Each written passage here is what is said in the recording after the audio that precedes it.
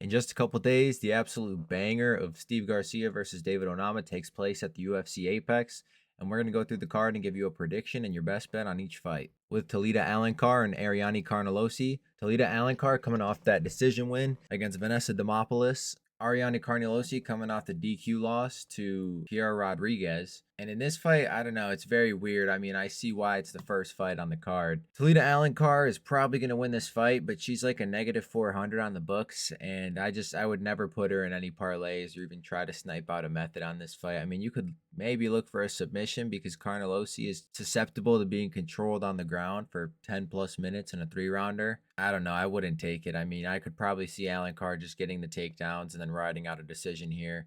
Carnelossi in her last fight got the DQ win to Pura Rodriguez, and then the fight before that, she fought Lupi Godinez, and Lupi went 6 for 6 on takedowns and had her down for like 13 out of 15 of the minutes.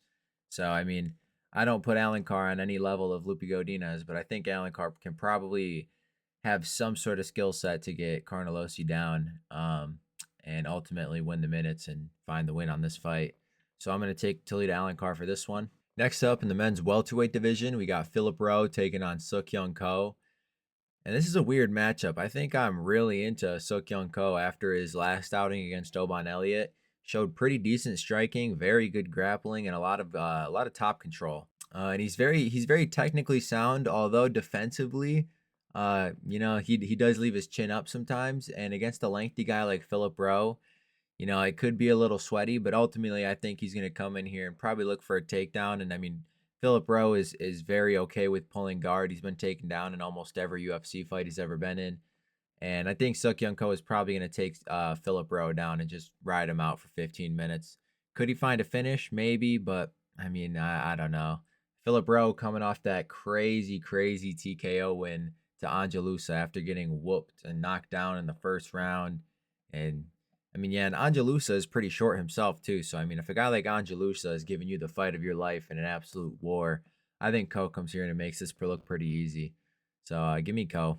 Next fight, we got a women's fight: Alice Ardelian versus Montserrat Ruiz.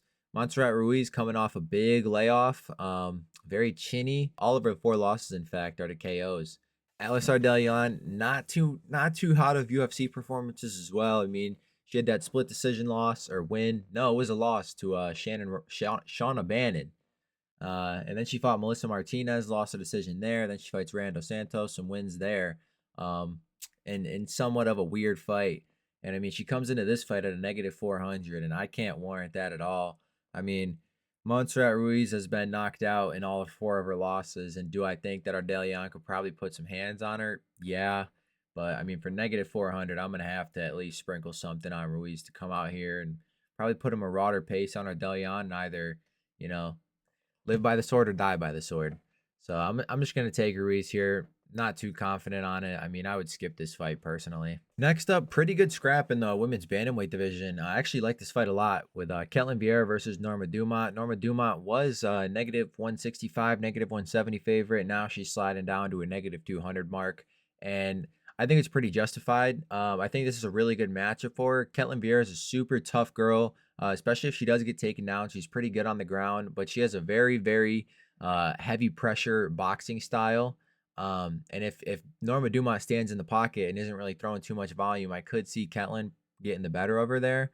But I mean, Norma has the much better track record. Although Ketlin Vieira's fought with Kayla Harrison, took her to a decision, which was a really good look.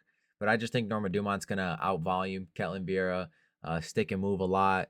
Ketlin Vieira does have the height advantage here, but I just think Norma Dumont is the more technical striker out of the two, and if she does try to take her down, Vieira's been held on the ground for a while, and Norma Dumont does have that pedigree of wrestling.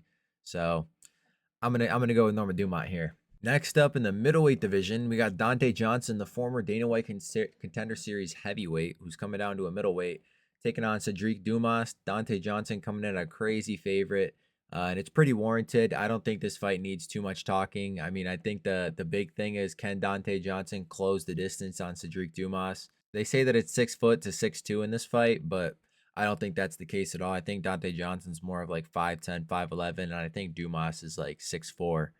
So it's a pretty wide height margin. or a height disadvantage for Dante Johnson. But his whole career, he's been just trying to close the distance, enter the pocket, and just wing overhands and hooks, and with mean intentions. And so I think that if he finds that distance with Dumas and he enters the pocket and he's closing the distance with him, I think that Dante Johnson's ultimately gonna chin Cedric Dumas in the first round. So give me Dante Johnson for this fight. Next up, sneaky good men's bantamweight fight. Timmy Kwamba taking on Chang Ho Lee. I actually like this fight a lot. It's a pretty close matchup.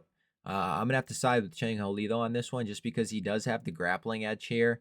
And should these two get in a firefight on the feet, I do like to side with the grappler for some insurance on the fight. Timmy Kwamba though, pretty tough guy. Does have some power coming off the win to Roberto Romero in a fight that I actually took Roberto Romero because Roberto Romero was chinning David Onama in that first round, which we'll get into in the main event. But Timmy Kwamba looked good against Roberto Romero, and I think that Chang Ho Lee is obviously a very different opponent than Roberto Romero. But I mean, Timmy Kwamba will probably show up for 3 rounds if Chang Ho Lee doesn't try to get him out of there. But I don't know. Could Timmy Kwamba put out Chang Ho Lee and give him some problems on the feet? Yes, but I ultimately think that Chang Ho Lee is going to find the takedowns and either look for a submission, look for some ground and pound, or even just look to control him for the whole fight. I just think that Chang Ho Lee has more paths to victory here, so I'm gonna have to go with Chang Ho Lee. Next fight, this one's a pretty bad one, in my opinion. Light heavyweight, we got Billy Elikana taking on Kevin Christian. I'm gonna have to go with Billy Elikana. He's probably gonna knock him out, maybe even submit him, because Elikana does have some pretty slick grappling. I will give him that. I don't really know why Kevin Christian got the Contender Series shot in the beginning or in the first place. I think it's because he's 6'7", I guess. But I mean, I don't really see too many skills in his game, and I see a lot of holes in his game that a guy like Elikana can expose, which is very weird to say because Elikana is not cream of the crop in any aspect of MMA. But he is decently well rounded. Gave Ibo Aslan some problems in that super slow paced fight that they had. Um, but I'm gonna have to go with Elikana to probably get Kevin Christian out of here. I mean, could Kevin Christian's height give Elikana some problems on the feet? Yes, but if Elikana wants to shoot, I think he's gonna get Kevin Christian down. Kevin Christian has a couple sub wins himself, so I could see him probably being susceptible to pulling guard. So I'm gonna have to go with Elikana here. Next fight, we got Alan Nascimento taking on Cody Durden in a catchweight bout.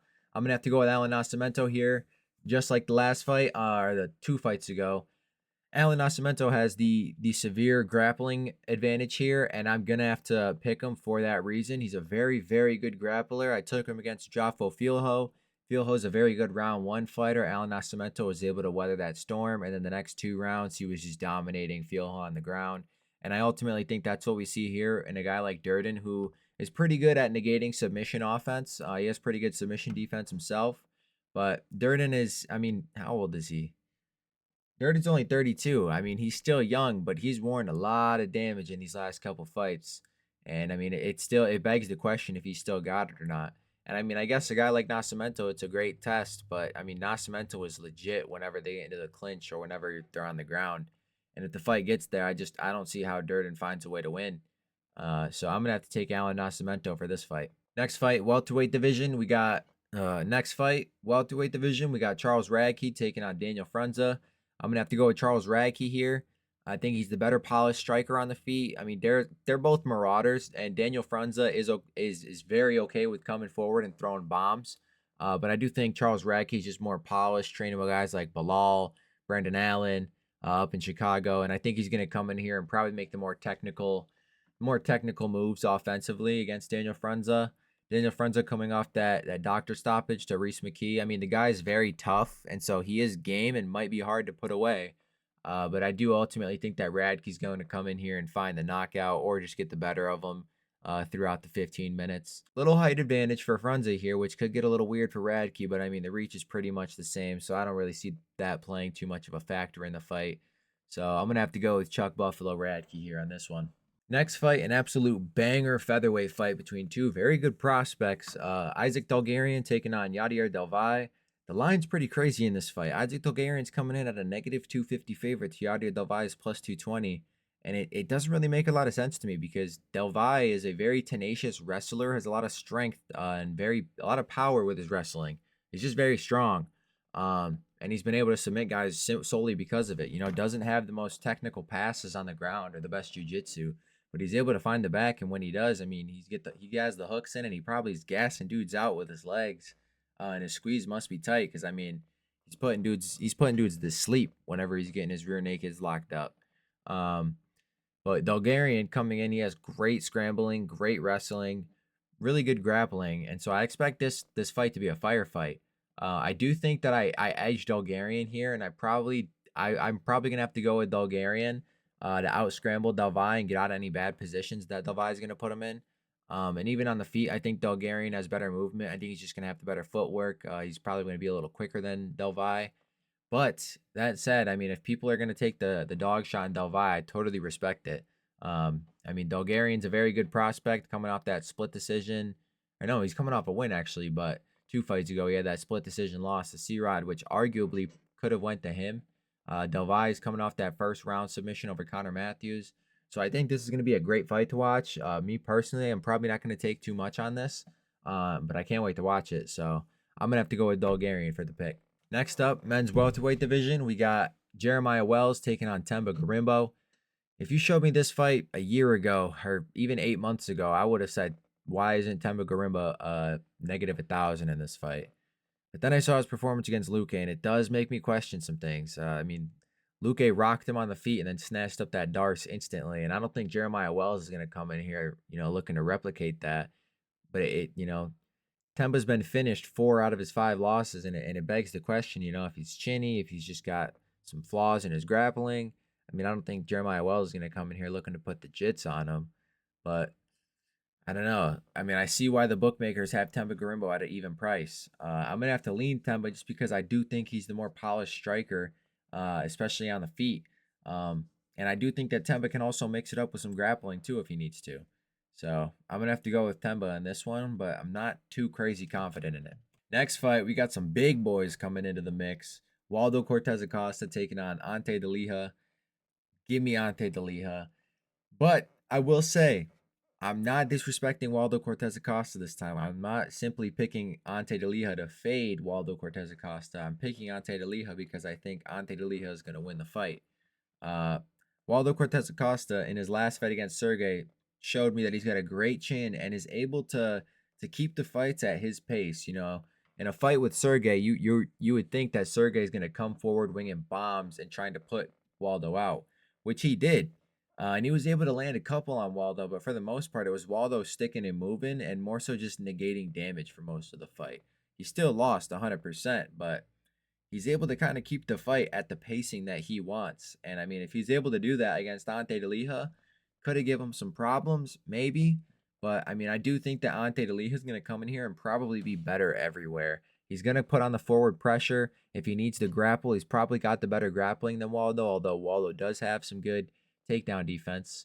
But I think that Ante's the cleaner striker, better wrestler. He's going to be on the front foot for most of the fight.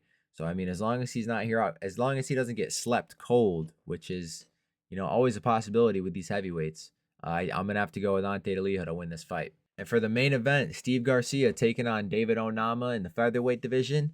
I'm going to have to go with Steve Garcia here. I'm a big David Onama guy, and I picked him against Giga Chikadze.